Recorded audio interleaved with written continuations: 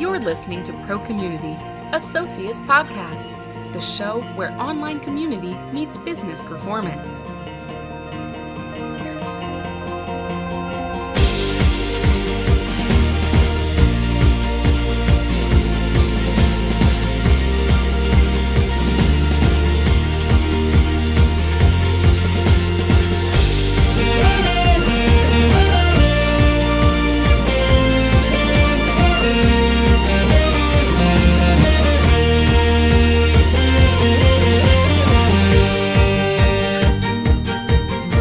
Welcome to episode number 1 of Pro Community, the show where online community meets business performance. I'm Josh Paul, and you can see all of the Pro Community episodes at socius.com, and you can also subscribe to the show as an audio podcast on iTunes. And I am very pleased today to have with me for our very first episode, Vanessa DeMoro, founder and CEO of Leader Networks, a research and consulting firm that helps clients create social strategies and online communities for business. Thank you for joining us, Vanessa, and welcome. Oh, it's my pleasure to be here. Thank you for having me. Now, you speak to large crowds, hundreds, sometimes thousands of corporate executives quite often, and I'd like to know, is there a certain level of pressure you feel being our very first guest on Pro Community? Absolutely. No, it's very exciting to have been included, and it's always, I think, wonderful to start to experiment with these new mediums. I know that we've had things like Google Plus and Skype around for a while, but now we're starting to really use them for business communications and purposeful use. So it's really exciting to be part of the ongoing experiment. Good. Well, we're thrilled to have you here. And I know one of the areas that you've done a lot of work in is with BtoB communities and customer communities. How do BtoB online communities differ from other types of online communities in the overall social business conversation? Oh, that's a great question because, it's very common for communities to sort of be considered one general giant thing. One of my jokes is that communities are like world peace. It's, seems like a great idea, but it means something different to each person.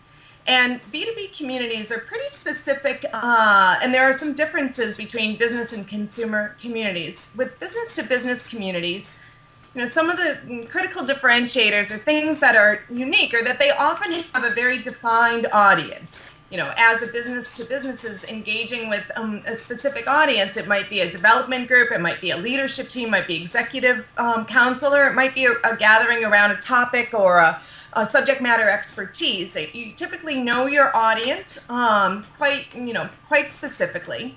They're commonly gated, meaning that, again, the identity is pretty persistent and you really can't, most often you need some tracer of identity. Maybe it's a login or maybe it's a membership profile. And the intention is very specific.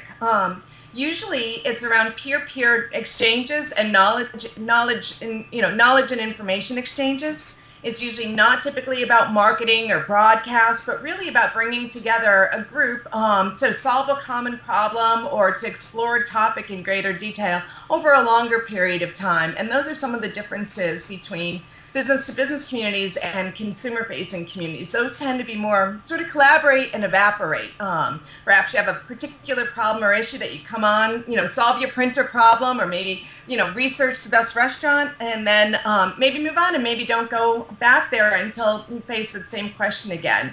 But with BtoB communities, and you blog quite a bit about, the persistent nature of the relationship with the organization, and that being one of its critical success factors. Absolutely. And the way I've always described it is they bring customers, employees, and partners together for the success of the customer with that particular product or service. And that's, it's not a one-off thing. It's not a one-week thing. It's an ongoing relationship. And the stronger that relationship it is the more successful the customer is going to be and the more beneficial it is to the organization. Well, that's really an excellent way of phrasing it. When the idea that the customer is the center of that universe, I think I alluded to that, but when you take it, compare against perhaps, a consumer community, yes, the goal is to get them to buy or explore or share, but it's not with the same sort of dedicated success metric. I think that's really well said. That's really neat. And you mentioned most B2B communities or customer communities are gated. Though some are public and some have a hybrid component where parts are private and parts are public. What are the differences between a public, private, and hybrid online community, and why are they all important? Right. Now, many communities, as to your point, have many facets of that. There might be a public component, but there usually is an area that's fairly secure or private. And to talk about some of the differences, I think about it in terms of goals, benefits, and then measurements of success. With public communities, in many ways, the goal is to be pretty large, typically. That's part of the reason why the public strategy has been determined, so that you can attract as many participants, readers, and whatnot, members as possible.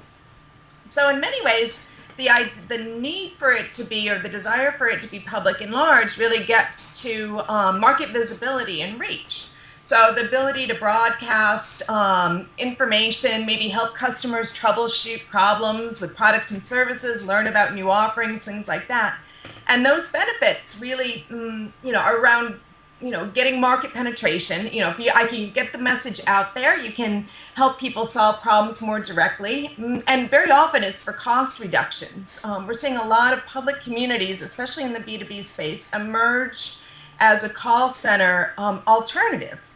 If you can get customers to solve each other's problems and self-serve, especially in the middle of the night or when there's a specifically, complex problem, or even a very simple one that maybe the call center doesn't need to address, a public community is a brilliant opportunity to enable customers in that way, with, again, size mattering distinctly. And then you measure that differently in terms of SEO and page rank and, things of that nature tend to be some of the major success factors. Am I reaching the audience I need to? And am I getting the information I need to get them to the broadest amount of people as possible?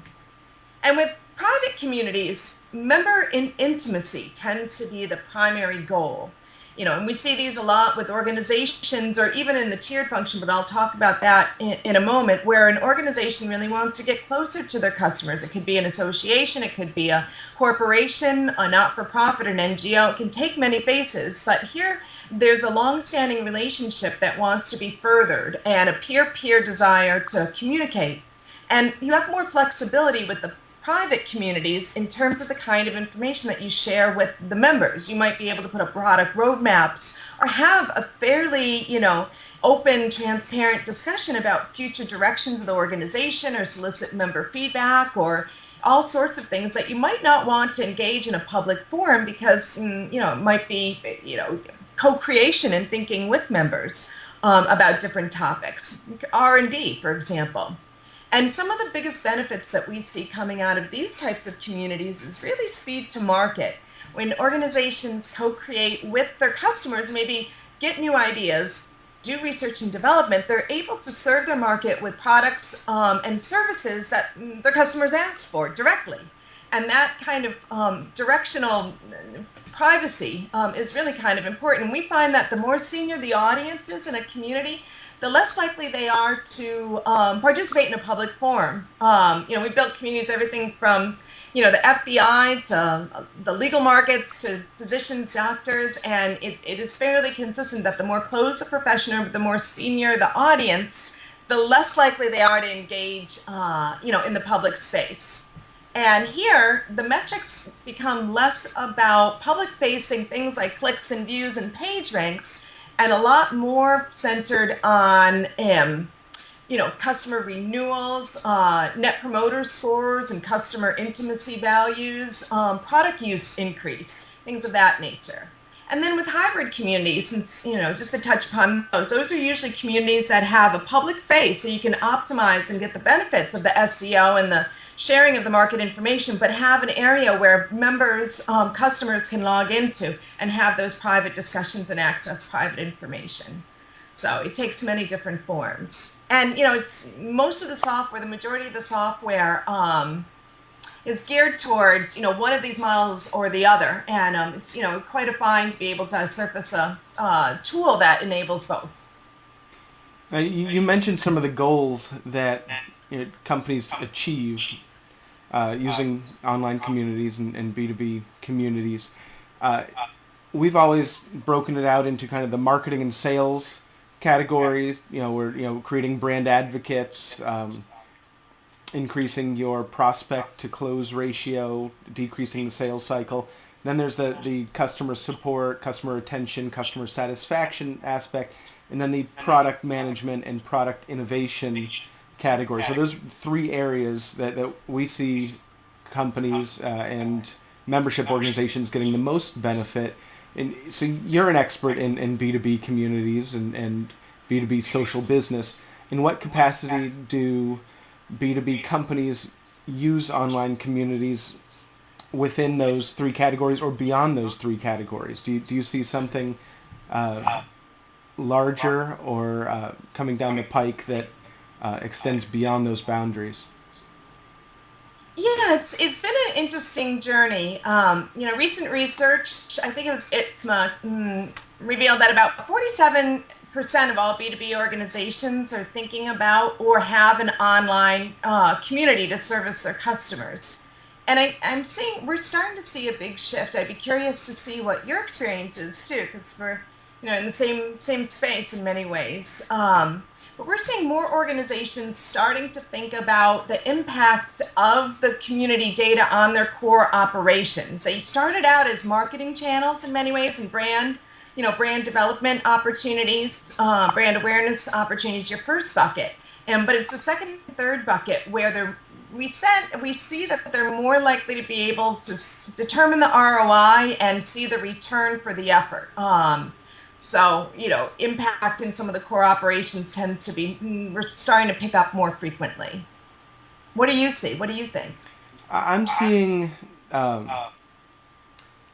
everything really is falling within those three categories, but that the data and analytics is so flexible that it's not the technology or the communities that haven't evolved yet. It's different business units are just starting to understand how this can have an impact on their business level goals. Right. And as they come around, the organization, the data is there, the community is there. It's just wrapping their arm. This is just a new way of doing business, a new way of managing customers.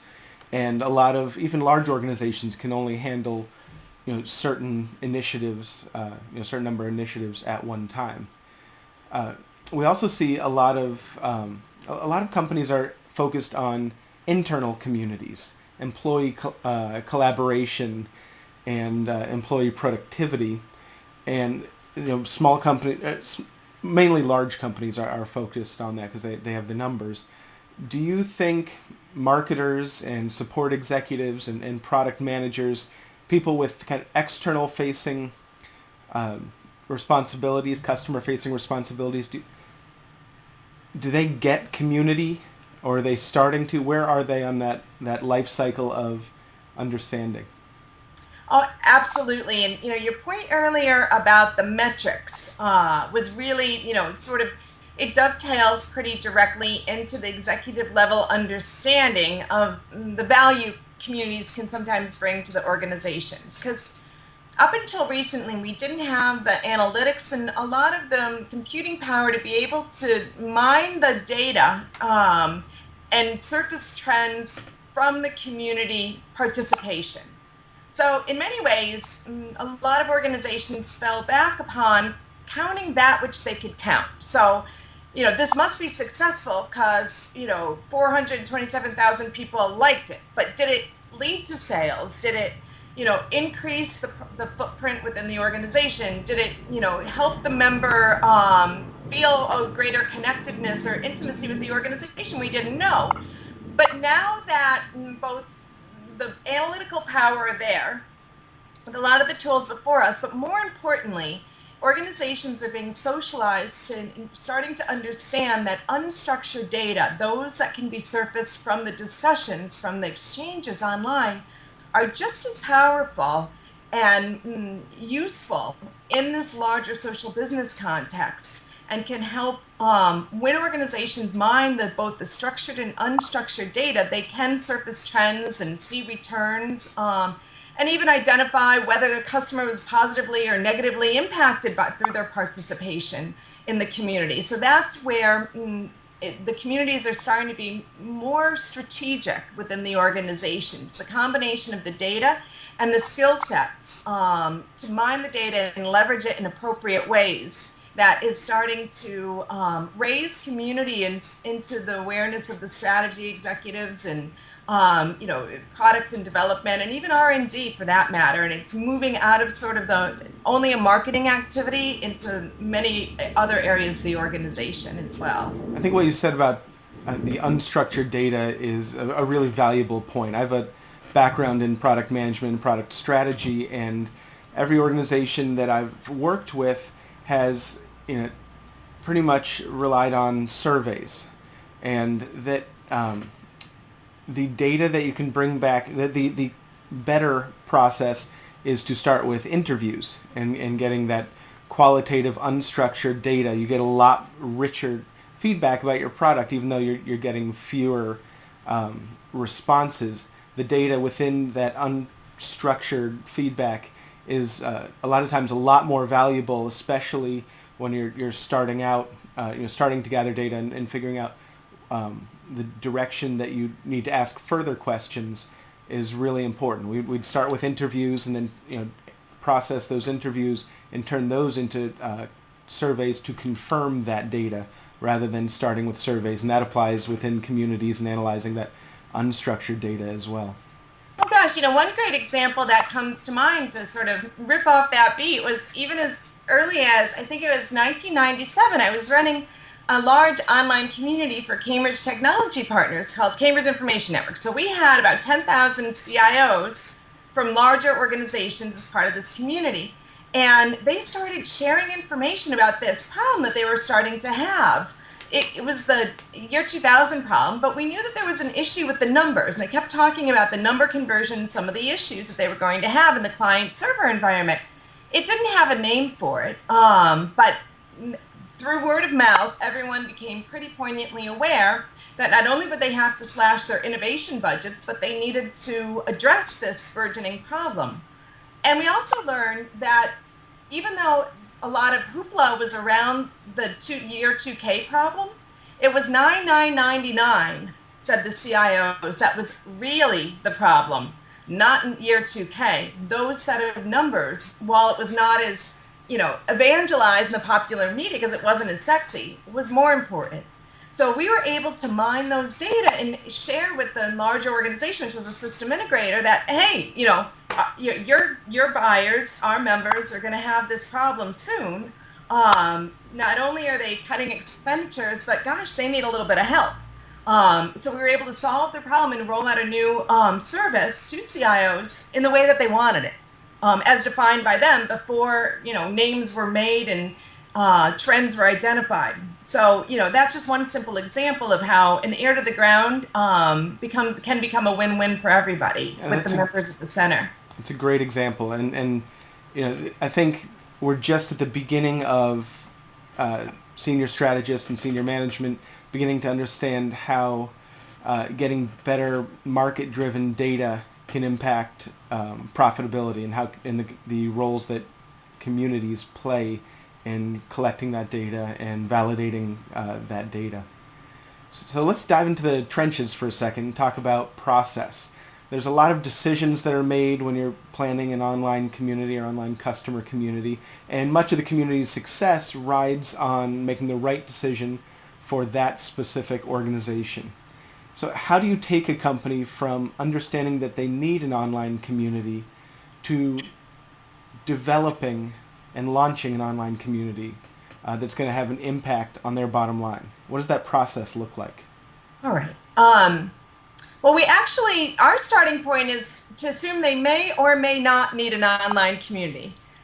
they're fashionable these days, and there are some, sort of criteria and behaviors that you want to look for in assessing whether an online community is right for your organization. I've actually published a couple of articles on the topic around that can be downloaded from our website. But some of the, in a nutshell, the ability to solve an evergreen problem, having customers who want to connect. There are a number of different criteria. So we start by helping explore the strategic footprint with the company to see if it is a good fit. And by looking at some of the core business objectives that the organization wants to solve for community and making sure that they have what we like to call the gimme. Because every company is really great at identifying what's in it for them, for a community. But unless there's value for the members and a dedicated focus to serve them, the community often doesn't work. It needs to be a two-way street and a little heavily skewed towards serving the members. First, we think it's very important to be able to identify the gives and the gets and really understand that they're there for the members. And then we believe it's important to identify what that straw model for community is. Who are you going to serve? In what ways? What do you have to offer them? We believe that the who dictates the how, when, where, and why. So you have to really understand the audience and what you're going to deliver. Then we assume that as a group, we probably got about 60, 70, 80% right, whatever you think you're going to build for the community. But until you vet with community members, with your customers, with your prospects, whoever you're trying to serve, to find out not what they want in an online community, but what are their points of pain, or what do they need from each other and from the organization to be valuable? And it's the combination of developing straw models with an organization and vetting it with the members that you really have an accurate picture of what that community could look like from a behavioral and a featural perspective. And from there, you can identify what's it going to take to make this operational, what's the impact, what's the content requirements with the staffing and budget.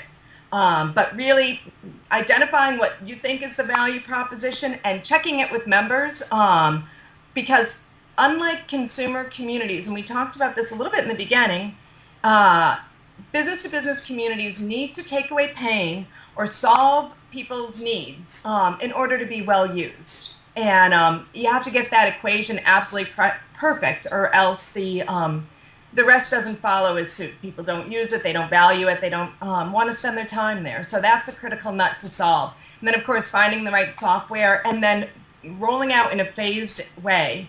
Beta programs, really giving some thought to member onboarding and sustaining the community and conversations over time are absolutely critical. So who typically owns the online community before, during the launch, and after the launch? Which departments, which executives? We're seeing a shift. It used to be marketing all the time, marketing always owned community. But now we're seeing more product management, product development, even the Office of Strategy Management, and sometimes customer centers. So there's a lot more variety as of the past probably 6-9 months. So speaking of shifts, what has surprised you most about how social business has evolved over the past 3 years? Oh, that's an excellent question. It's a really exciting time, as I'm sure you're seeing too, to be in social business. There's so much opportunity and there's so many joys and with this field. I think the biggest surprise, however, has been, how much organizations have struggled with the metrics. In many ways, we forget that this is just good business. And any metrics or ROIs that we would apply to a normative line of business should apply in this context as well. If you can't make a business case, if you can't, really understand the core value and understand the benefit, those types of things need to be really identified and worked out.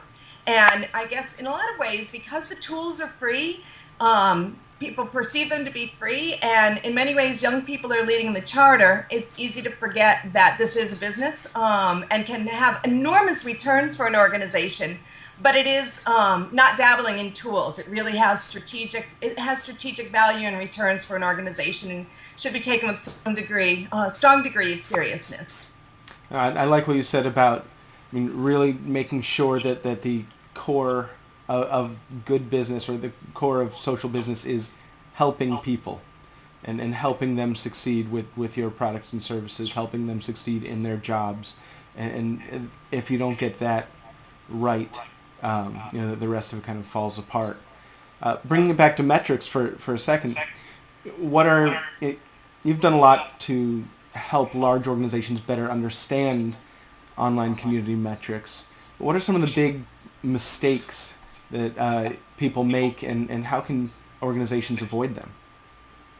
The metrics, in my opinion, need to serve the larger, or the larger organizational strategy. Community and social business works when it reinforces or supports a larger organizational strategy. So if you've got a new product or service and you need to get it out to market, if you need a deeper penetration of your, product set, or customers to understand more customer loyalty, that really needs to drive all of the social initiatives. And, so really keeping them in the same bucket. You look at your core strategy as an organization, look at where can community support, reinforce, or accelerate this.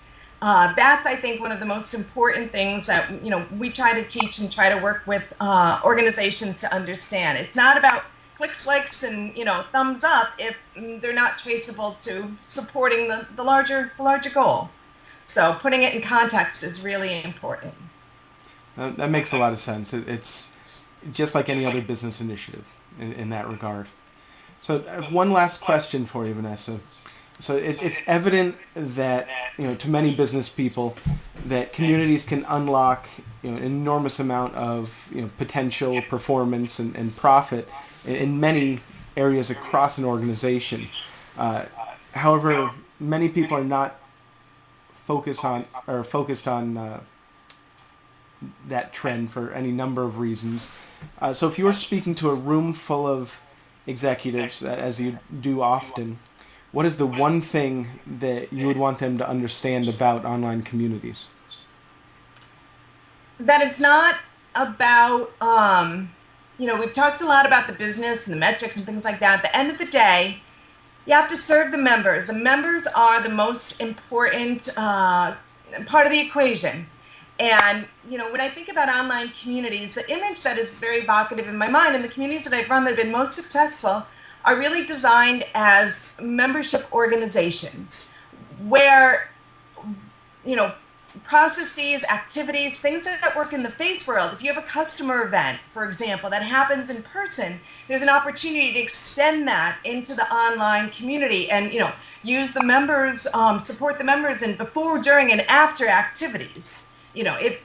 If members, if your customers tend to rely on their account reps or service call-ins to get information, think about, using community to support them and extend any in-person model. But anyway, that communities can really, accelerate and help the members is really what they need to be focused on.